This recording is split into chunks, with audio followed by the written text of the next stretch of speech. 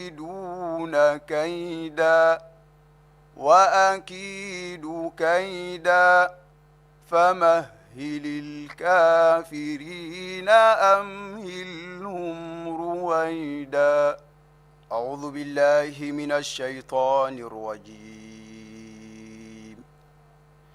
بسم الله الرحمن الرحيم.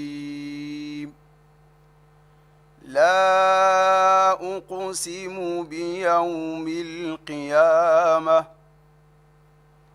ولا أقسم بالنفس اللوامة أيحسب الإنسان أن لن نجمع عظامه بلى قادرين على أن نسوي بنانه بل يريد الإنسان ليفجر أمامه يسأل أيان يوم القيامة فإذا برق البصر وخسف القمر وجمع الشمس والقمر يقول الإنسان يومئذ أين المفر كلا لا وزر إلى ربك يومئذ المستقر ينبأ الإنسان يومئذ بما قدم وأخر بل الإنسان على نفسه بصيرة ولو ألقى معاذيره لا تحرك به لسانك لتعجل به إن علينا جمع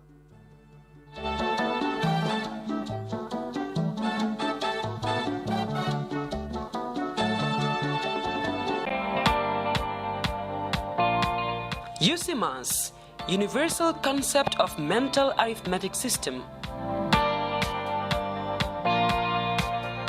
8 minus 5, 2, 2 minus 7, 1, 8, 6, 2, 2, 5, 7, 7, 5 minus 2. That's it? That's what you want. 6 minus 1, 4 minus 9, 8, 1 minus 8 minus 1, 5, 2, 2, 6, 3, 1, 8. That's it? 27. The quiz show aims at gradually erasing the apprehension that many children have for arithmetic. It also seeks to enlighten children, teachers and parents on the fact that the brain has the capacity to solve arithmetic problems faster than a calculator.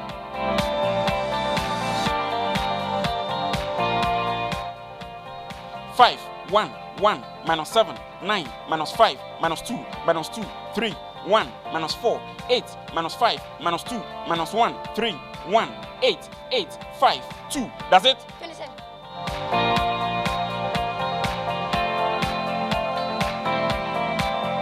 UCMAS, Universal Concept of Mental Arithmetic System, coming soon on GRTS.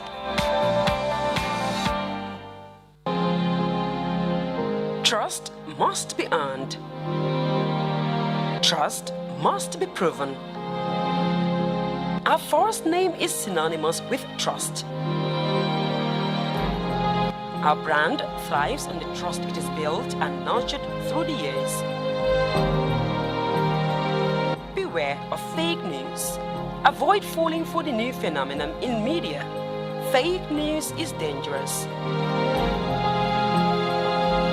Watch us every day of the week as we bring you new and unrivaled educative programs.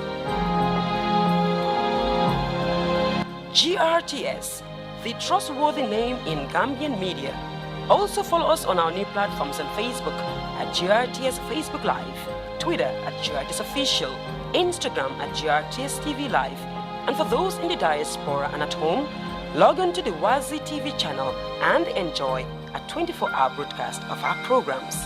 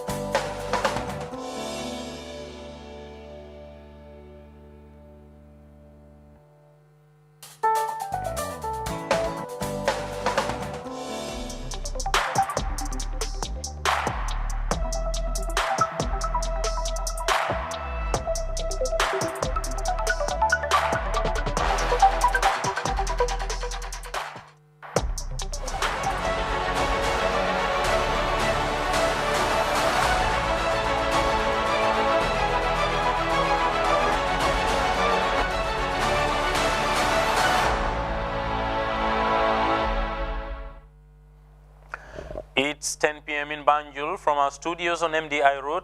This is the news. First, the headlines. Marathon session. Vice President Dr. Aissatou Toure responds to concerns of National Assembly members on the recent State of the Nation's address by President Adama Barrow. Members of the National Human Rights Commission fan out across the country to raise awareness about the institution's mandate. Utility regulators warn against Telecom's fraud in the wake of the arrest of a suspect involved in illegal activities. Africa is looking forward to winning another gold medal from the Water and Barriers event in Day 8 of the Doha 2019 IAAF World Championship, with reigning Kenyan champion leading the queue.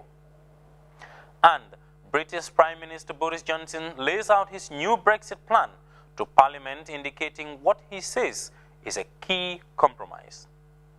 These and other stories coming ahead in this hour. I am Momodin Jai.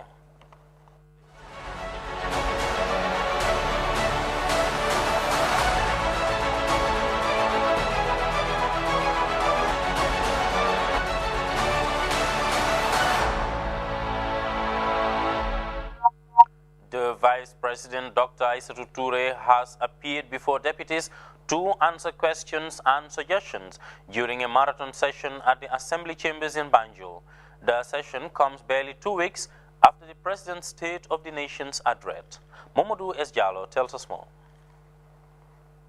According to a myriad of questions and suggestions made by the lawmakers, which centered on the President's National Development Plan and the achievement made by the Barrow administration, the Vice President called for unity and concerted efforts to move the country forward. Beginning her response with matters regarding the right of the diaspora community to vote, the Vice President asserted that the government has recognized the diaspora as the 8th region, and all the issues that are raised with regards to their rights to information, documents, and job will all be addressed in the new constitution. We all agree that they played a very important role. We all agree that they were part of the change, and we all agree that they are also Gambian citizens living abroad and bringing in as much. So it is of course part of the government's plan. The reason why the diaspora is the 8th region is in recognition of the contributions that they have done. And in a democracy, you must take cognizance of all actors and their concerns and interests in a way that will lead to progress of the nation. The Vice President further assured the lawmakers that all their queries and suggestions are considered by the government, while calling for restraint among the citizenry to protect the interests of the country and the democracy the people of the Gambia fought so hard to move the country forward.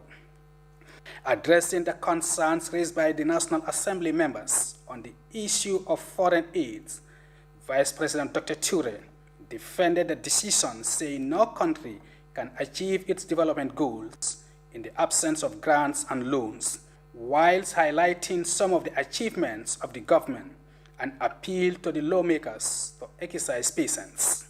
The Gambia belongs to all of us, and we will never leave this country and abandon it. Whoever has done atrocities or have done good, we are Gambians.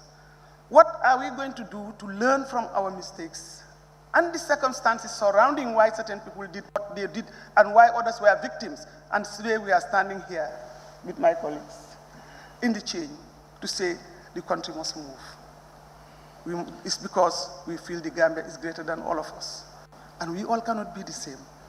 So it is on that note that I am saying that the white paper that was prepared in response to the report was reflected upon very well, and issues came. According to her, the government under the leadership of President Adama Barrow has only spent 3 years in office and has inherited a bankrupt economy, and therefore it is too early for the government to be too sufficient, noting that the country needs international partners in order to achieve its development goals. On the issue of the coalition agreement for the 3 years, Madam Ture explained that the 3-year issue was discussed at cabinet level in 2017, which was attended by all cabinet members at the time who were leaders of various political parties. And this, Dr. Ture went on, the stakeholders then agreed to extend the president's mandate to the constitutional requirement. The president has been given the powers by the elections that were run, and he was made the president of the Republic of the Gambia and sworn by the Constitution. And therefore, it is the constitutional mandate that he is serving. This was discussed in cabinet. With regards to the diplomatic passport scandal, the Vice President explained that the government has set up an investigation into the matter, and the outcome of the probe, she said, will be known to the public. The Vice President has spoken extensively on the plan being put in place by the government in an effort to achieve its development goals in all sectors such as education, health, agriculture, and the welfare of all citizens. Omadas Jalo, GRTS News. Meanwhile, deputies continued the adjournment debate on Friday, with several cabinet ministers, among them the Vice President, attending the session. Well, the report by Ibrahim Cham will come before the end of this newscast. The Gambia Armed Forces hereby informs the general public that it will conduct a live firing exercise from Saturday 5th to 7th October 2019 at the Land Corporal Bojang's range in Brikama. The public, especially residents living around the range in Brikama, Kasakunda, Jalambang and other satellite villages are urged to not panic, but caution to avoid the designated areas on the mentioned dates. The National Human Rights Commission recently embarked on a nationwide popularization tour of their mandate across all regions in the country. The tour was aimed, among other things, to sensitize regional authorities and communities on the work of the Commission. Yoro Jalo has the rest of the details. The quest to raise awareness on human rights gathers unprecedented attention as the National Human Rights Commission moves to sensitize communities across the country.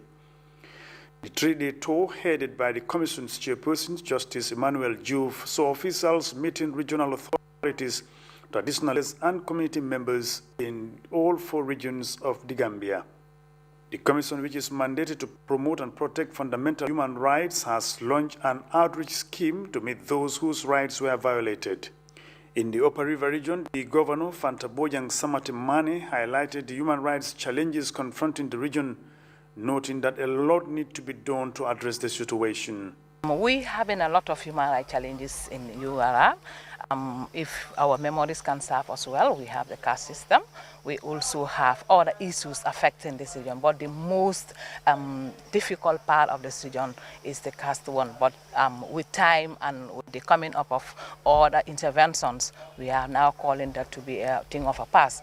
People are beginning to understand each other. People are beginning to accept each other, and people are beginning to love each other's cultures, each other's attitudes and behaviors. So we are really having a progress when it comes to that area. As law enforcement officers in constant contact with the public, the police are at the center of rights violations ranging from arrests, detentions, as well as torture. The URR Police Commissioner Omar Dabo hailed government for entrenching human rights at the right time. These are the basic fundamental human rights that we have to respect. So we'll ensure on behalf of the security that the people that we interact with and we share these information with, so that they understand what are their rights and how do they go about their rights. At a meeting in Janjambure, community leaders welcomed the establishment of the commission and called for closer collaboration between law enforcement agents and civilians to avoid the occurrence of human rights violations that shape a dark period in the country's history. Regional authorities and community leaders in LRR and NBR also hailed the formation of the Human Rights Commission. Justice Emmanuel Juve, chairman of the National Human Rights Commission, underscored the importance of the consultation exercise and urged people not to delay reporting of human rights violations. It's been very interactive. As you rightly said, the National Human Rights Commission is on a rotation tour with stakeholders, because people must understand what this National Human Rights Commission is all about. We've been sworn in February. Since then, we've been trying to set up the structures, the secretariat, our procedures and processes, and we felt that it was about time that we start talking to Gambia. As you know, when we talk about human rights, it's not only human rights for those in the Greater Banjul area, but also for everybody. And this is why we've embarked on this tour, to sensitize people about what human rights are, what our mandate and functions of the Commission. So this is what we have been doing. The National Human Rights Commission is an independent body established by an act of the National Assembly in 2017, mandated to promote human rights as well as prevent and protect citizenry against abuse and violations. The tour continues. For GRTS News, this is Yero Jalo reporting. The Public Utility Regulatory Authority, PURA, has held a press briefing on a recent incident involving a resident of Fajara who was reportedly involved in illegal activities in the telecommunications subsector. Utility regulators and ICT stakeholders are warning the public against Telecom's fraud, saying anyone caught would face the full force of the law. Maria Madiba tells us more. Officials of the Gambia Public Utility Regulatory Authority on Friday held a press briefing on a telecom fraudulence matter involving an individual resident within Fajara. The said person is reported to be operating illegally in his Fajara residence, using various equipment such as SIM boxes and SIM cards. According to Solo Sima, Director of Consumer Affairs, PURA, the telecom fraudsters are operating in the country illegally. That we as an authority are cognizant of our role, and that we are very vigilant on what is happening within the industry, and we're keeping an eye on everything, and that anybody who's engaged in activities of this nature, we would ask them to desist. That the authority is in the process of looking and finding out that any telecommunication apparatus that is put up within the jurisdiction of the Gambia is put up legally and is given the requisite authorization by the authority and not put up there illegally for different reasons. Amadou Nyang, Deputy Director of ICT at the Ministry of Information and Communication Infrastructure, called on the public to be more vigilant and report suspected cases of telecom fraudulence. If at all a particular individual or entity is operating an infrastructure without the due authority, I think that is a call for concern, not just for us as a ministry or government or the regulator. I think this is a concern for each and every citizen. Entities who are licensed at the end of the day pay taxes, and people who are operating a telecom infrastructure without licenses are not paying tax. Of course, that is not fair. The responsibility and onus lies on all of us to make sure that such is not entertained. Ami Toure, License Enforcement Manager of Pura, and Nicholas Jatta of ICT both emphasized the enforcement actions against fraudulence in ICT subsector and warn against the installment of devices without approval in the country. And as per the enforcement regulation, the authority is empowered to enter into any premises that is operating a telecommunication or that is operating an illegal activity within our regulated sector to seize and detain these apparatus or equipments. If you are not a licensed entity and you are operating illegally, that means you are actually encroaching into the interest of one of the entities that we regulate.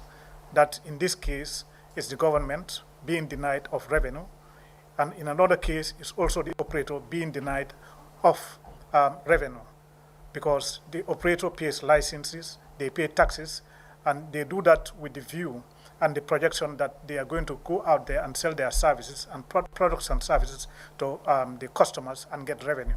But by having an entity just going outside the framework of PURA and doing these things, that means they are doing it illegally and they are encroaching into the revenue of the operators and government. Director of Petroleum, Electricity and Water at Pura, Mamadou Lamine Sambo Cisse, said his institution will continue to monitor developments in the industry and bring to book anyone found wanting. For GRTS News, I am Mariama Diba. Gambia participates, a civil society organization in partnership with Transparency International, on Friday officially launched a corruption documentary video which focuses on alleged corruption and rights violation under the former regime. Famara Baji attended the ceremony and he tells us more. The shooting of this video was a reflection of over a year finding of Gambia participates with victims of alleged corruption and human rights violations, aimed to provide a platform and document the voices of the victims who did not have the opportunity to share their stories with the TRRC and the Joint Commission of Inquiries. With a slogan, bettering the lives of communities through promoting good governance, the program manager of the Gambia participates, Taslima Jallo, and a senior project manager, Global Anti-Corruption Consortium, Cornelia Abel, whose task is to fight corruption across the world, highlighted the focus of the video. We wanted to show how this grand corruption really impacts the lives of people, because sometimes it's not so obvious. You just accept something happens. Yes, they always steal on the top, right? But no, what is the effect of it? This is money that should have gone into the development of schools, the creation of hospitals, into the infrastructure, into making this country in a way that the population can strive, that the economy can strive, and that everybody has a better life. This is something that Gambia Participate is passionate about. We try to unravel the injustices that have been meted in people, but of course, trying to make sure that we fight against corruption, because we want to see a Gambia free from corruption. The event also featured a panel discussion where speakers like Dr. Ismail Cisse and Madi M.K. Cisse discussed the impact of corruption and make suggestions as to what needs to be done to control it. Give incentives and pay people, don't pay them less than the value of their labor. Pay them what they are worth, so they can live in dignity, so they can be able to feed their families. When they are sick, they can cure themselves, so they can live in dignity. So we have to give incentives so people are happy to do their work to the best of their ability. Now, if we educate you, we give you incentives until you are corrupt, the final plea is punishment. I think the role of Parliament should come up with legislation that will really help to cope the menace of corruption. For victims like Alaji Sonko, who made a remark on behalf of the victims, alleged the former government of unfair treatment and the new government of ignoring some victims. And it's very unfortunate that the victims we are still suffering our victimization. We went to the polls, brought in a new government, expecting that it's going to solve our problems and be the savior, but it's unfortunate. The launch of this video is expected to give voice to the victims who have long been crying for justice under the new government. prepared by the victims as they narrated how they are affected by the alleged corruption and other forms of right violations. Farmer Abaji, GRTS News. The EU-funded Tekifi project has organized a training for young people in the Greater Banjul area on livelihood skills and enhancing their participation in national development. The project is being implemented by the German Development Corporation. Khadija Tujuara has the rest of that story. The project being implemented through the German Development Corporation provided training for youths in the Greater Banjul area with the aim to provide the economic status of Gambian youths. In his speech, the Executive Director, National Youth Council, Lamin Dabo, said the project noted the significance of the training in skills acquisition for economic independence among youths. This program is perfectly aligned with our National Development Plan, NDP 2018-2021, and has come with fresh hope and lots of optimism for the youths of this country. The Tekifi project, funded by European Union and implemented by GIZ, ITC, ANABEL, and IMVF, translate our vision of a better future for youths of this country into concrete actions, such as skills training, in a variety of market-relevant trades, and supporting the youths to create and even expand their businesses. Giving young people the power to forge their future is a noble mission that is supported by the government of the Gambia and by my ministry. He further encouraged the youths to make best use of the opportunity. The EU representative, Stefan Matt, dilated in the outcomes of the training, saying implementing the knowledge will immensely contribute to national development. It's an immense pleasure and honor to be part of the Tekifi family and make a contribution to the country's socio-economic development and more specifically to the well-being of the youth. But we don't want to limit ourselves to training alone, but want to ensure that each one of them finds access to the labor market and becomes self-employed.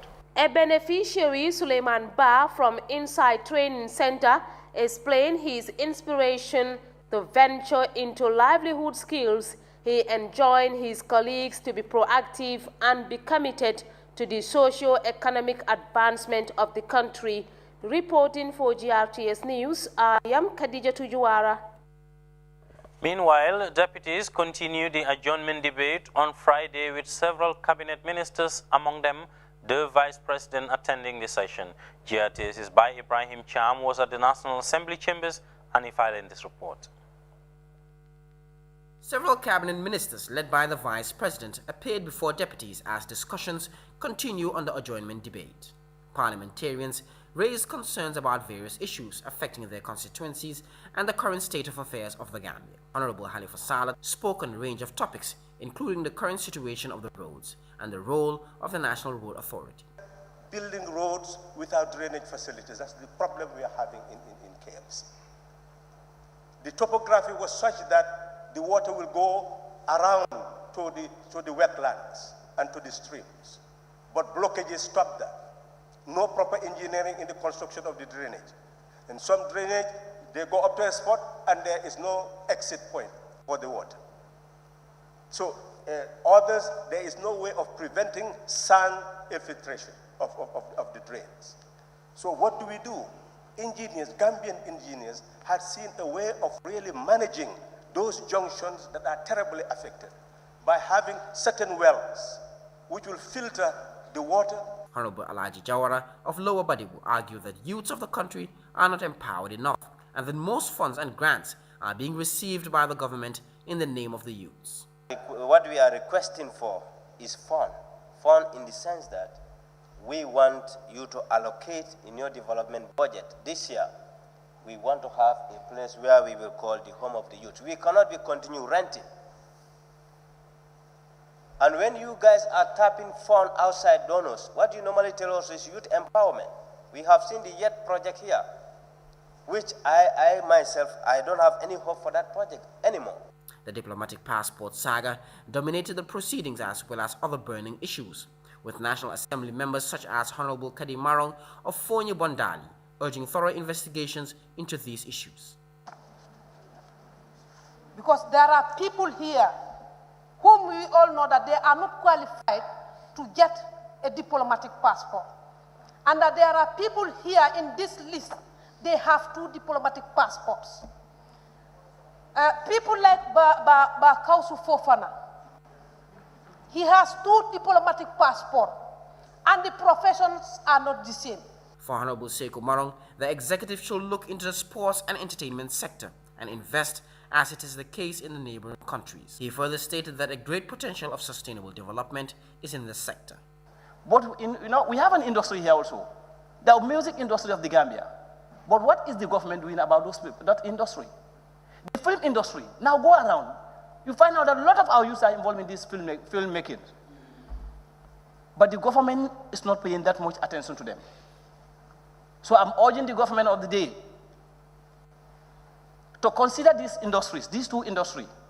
That's the music industry and also the film industry. The National Assembly member for Fonyi Kansala, Honorable Musa Amul Nyasi, thanked the current health minister for an extraordinary job he has done with the Buyam Hospital in the Fonyis. The seesaw of the operations is as a result of the poor electricity generation. The doctors said they will not take the risk because of the interruption of NAWIC. Electricity is coming on and off, and as a result, operations have ceased in that hospital. But I must commend the effort of the current Minister of Health. The adjournment debate is expected to give cabinet ministers first-hand information on issues of concern affecting the Gambians. Reporting for GRTS News, I'm by Ibrahim Chan. Preparations for the 124th edition of Magal Tuba are in high gear. Murids all over the world gather at different praying grounds or centers to recite the Holy Quran. In the Gambia, the Murid community on Friday gathered at the Sering Mutala Mosque in Bakau to recite the Quran and also used the occasion to brief the media on the level of preparations ahead of this year's event. Our reporter Falilu Emel Janko has the rest of that story. The Gambia Murid community is on preparations for the 2019 Magal slated for the 17th of October 2019. The event is a Thanksgiving Day for Muslims as directed by Sheikh Ahmadou Bamba on the day of his capture by the French colonial masters on the 18th of September 1895. The capture, as stated, was an accomplishment of attaining spiritual excellence for the Sheikh. Murids in the Gambia gathered at Sering Murtala's Mosque in Bakau earlier on Friday to recite the Holy Quran as it is done annually at all Murid centers across the country and all over the globe from the first day of the Islamic month of Safar to the 17th day. From 1920 to date, an increasing number of Gambians traveled to Tuba to attend the event. Pap Demba Job is the representative of the Murid Khalifa in the Gambia, and he spoke about the level of preparations for this year's event. The Magal is on the 18th of Safar, but we the Murid, in the ndigal of Sering Abdullah Mbake and Sering Salim Mbake, at the beginning of the month, we start celebrating by recitation of Quran. So in Bakau here, in Sering Tuba, we do it every year at the beginning of the month, and this year it start with the first Friday of the month of Safar. So what we make today, I think it's about 28 Quran. So it's why we do it every year. He went further to thank the Murid community for their contributions, locally known as Hadiya, towards the 2019 event, which is estimated at over $1.5 million and over 11 million in CFA. Job said all the monies have been handed over to Serigne Muntaha Mbacké, the current Khalifa in Tuba, Senegal. We went to Tuba on the 21st to go to the Marabu because every year, before the Magal, we deposit our Hadiya to the Khalifa General of Murid. And you know, the Khalifa now is Serigne Muntaha Mbacké. So we deliver him 21,450,000 CFA. Mbaitin is in charge of media accreditations. He shared with us the level of preparations for the media houses to cover Magal 2019. ñu ngi jàpp ne dinañu am lu mu ndaw ndaw ñeenti télévision yoo xam ne bu passé National TV muy GRTS TV. We want to expand the media coverage this year. We have 5 television stations and up to 9 radio stations that will be coming from the Gambia to cover the Magal this year. Our plan is to have the media houses on the ground at least 2 days before the event. All accommodations and other logistics are all in place, and comfortable places are already intact for the media houses that will be departing the Gambia. There is also a special vehicle for media houses that may not have a vehicle coming from the Gambia. Logistic muy walu internet bi ak connection bi yoy tam wadjal nañ ko. As directed by Sheikh Ahmadou Bamba in 1895, the day is dedicated for the recitation of Holy Quran and his write-ups known as Hasaid and all other forms of prayers Muslims perform. The late Sheikh spent 7 years, 7 months and 7 days in captivity, most of which was in Gabon, and survived numerous execution attempts. Reporting for GRTS News, I am Falilu Emel Janko. We will take our first break now. When we return, we look at sports.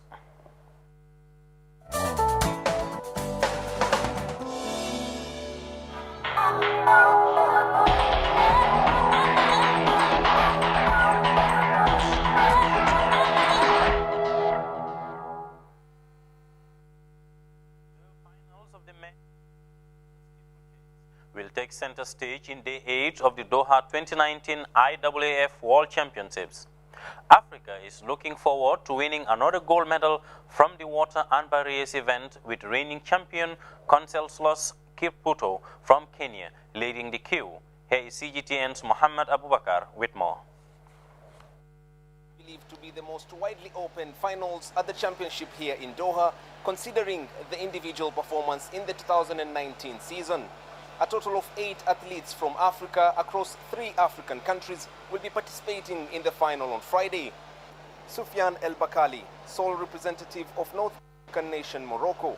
He holds the best time this season with 8 minutes, 4.82 seconds, rightly becoming a strong favorite in this final.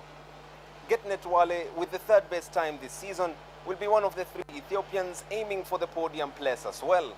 Now, Conseslus Kipruto of Kenya, who is the current title holder, has been out of action for a majority of the year due to injury, but his recovery has come at a good time.